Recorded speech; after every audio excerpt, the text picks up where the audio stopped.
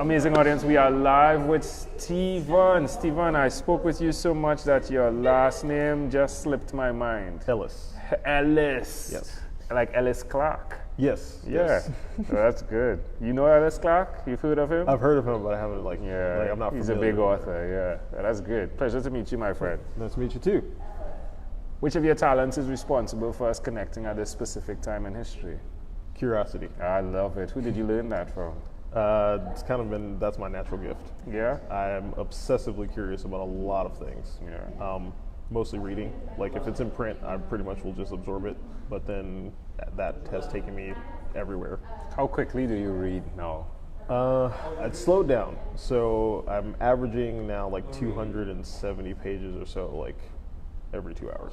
What? You give me about 350 page book, 3 or 4 hours, sit down, I'll blast through it. Who in your family is that fast in reading? No, I am the one that is that Yeah, fast. you are, I love how you said, no, I am the one. Yeah. That's great.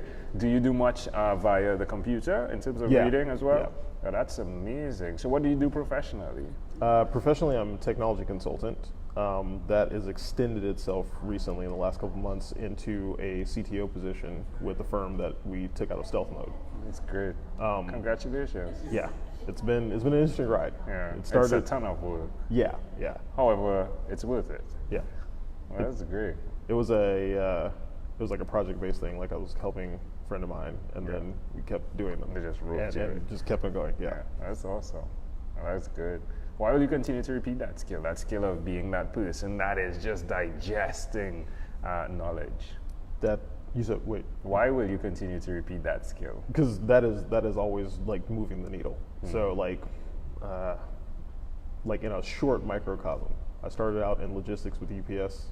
I left logistics with UPS. I started a music blog, decided to get really deep into like arts and film and culture, also jumped into startups, learned a whole bunch about startups, moved into specialty coffee, bought a coffee shop, sold a coffee shop, went to a roaster, left the roaster, jumped into a technology firm, helped start a nonprofit, and now I'm moving to this one. Wow. And it's all because, I'm interested in this. Now I'm interested in this. Let's do this. And then absorb and repeat. I love it. Have you had Rwandan coffee? I have. Oh, it's beautiful, Very, isn't it? very good. Oh my gosh, it's beautiful. I had that in Portland, Maine. Oh my Oh gosh. yeah. Yeah. And it was really sad, like when they had the potato bug, and so like you couldn't really get good Rwandan coffee. And Right. then I was like seeing all of it come back. Yeah. That's good. That's good. Where's the best place for people to connect with you? Someone who may want you for the next thing. LinkedIn. LinkedIn is the best place. Love it. Love it. All right, and it's easy. You could just get the Ellis, right? Right. Right. So what's one other thing you've done consistently over the last 3 years? Last 3 years. That's interesting. I would say consistently over the last 3 years, I've been able to absorb like completely new technologies. So the current, I would say like nexus of where everything is for me work-wise is like blockchain technology and artificial intelligence. And so that came out of a really, really heavy like fintech obsession. And then blockchain, Bitcoin stuff popped up, and I was like, okay, I need to absorb that. And then the artificial intelligence piece popped up, and I was like, okay, I need to absorb this. So I tell people I'm the most researched non-technical person they'll meet. Yeah. Updated research. Yeah. Yeah, I love that. How does it make you feel? Scared.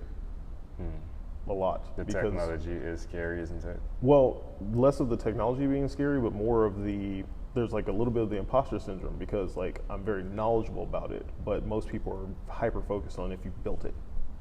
And so they're like, well, what did you build? I'm like, well, we didn't build anything, but you combine this, and you can use it. And they're like, I mean, that's cool, but like, do you code? I'm like, no, I don't code. I leave that to the people that are really good at that, and I figure out how to put the pieces together. That's good. So, yeah. Did you meet that guy, Khalif? You met him? We were in conversation. Well, that's amazing, because he's in that space, and you're in this space, and she's in that space. Well, I know how you met her. AI, right? Yeah. Well, actually, that came after we met. Oh, that works. So we actually initially met over coffee. Whoa, well, coffee is good. Yeah, love that. Yeah. There we go. So he is the currently boyfriend, hopefully maybe soon husband, right, of Christy, right? And this is recorded, so if anything ever happens, they'll come back and say, yeah. But if something really good happens, they get to come back and say, you know, hey, yeah, we had this conversation, yeah, which is pretty awesome. I love that. So, all right, let's switch gears for a moment. Let me invite you into my time machine that is surrounded with beautiful, warm, blue Caribbean water. What is your earliest childhood memory? My earliest childhood memory, trains. Specifically, a circular Lionel train set that my dad bought me. Because since I'm the oldest in our family, it was my dad, my mom, both in their early 20s. They had me. I was like 2 years old, and they had a train set, and I used to play with that thing all the time. Why do you think that memory is so clear? Because I also spent most of my time with it. I was fascinated by how it worked. And I mean, it's a train, it's very simple. You turn it on, it goes around, it keeps on going around, but then it was like taking apart the cars and tracks and then putting them back together and making bigger circles or small circles. And I think that's where my first like mechanical inclination came from. That's intriguing. How do you see that memory connecting to who you are today? I've taken that approach to everything. So I was first introduced to computers. This was late 90s. Well, actually, not late, early 90s. It was like 92. I had an i386. I was like 5, 6 years old. I know that, yeah, and my dad was like, oh, we got this computer from work, and here's the manual. He already knew. I like read everything. So I read the manual, and then I turned it on and started doing stuff with it. And he was like, how are you doing that? And I was like, I read it.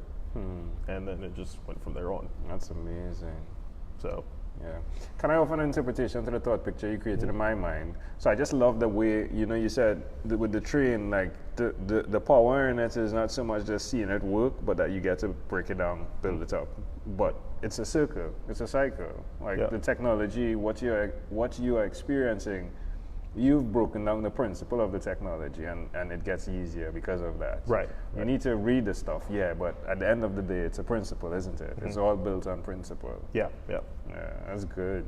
There's other early memories. I used to play, still do, played a lot of real-time strategy games, and that's all logistics and supply and demand. Yeah. Ironically, my first real job was at UPS in logistics. Yeah, it's amazing how these things connect, isn't it?